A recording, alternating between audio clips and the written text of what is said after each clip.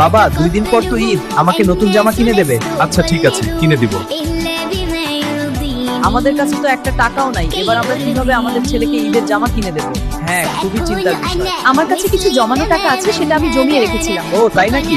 এবার আমাদের ছেলেকে ওই টাকা দিয়ে জামা কিনে দেব।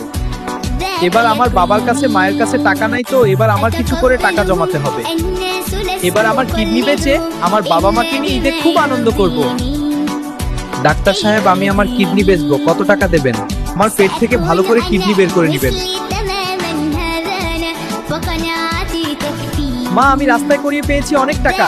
সত্যি? দেখি দেখি। ওয়াও, অনেক টাকা। হ্যাঁ দেখো, ঈদে খুব মজা হবে, অনেক জামা কিনে এনেছি। বাবা, আমার পেটে খুব কষ্ট হচ্ছে। তোর কি হয়েছে? কান্দিস কেন? নেক্সট পার্ট দেখার জন্য সাবস্ক্রাইব করুন।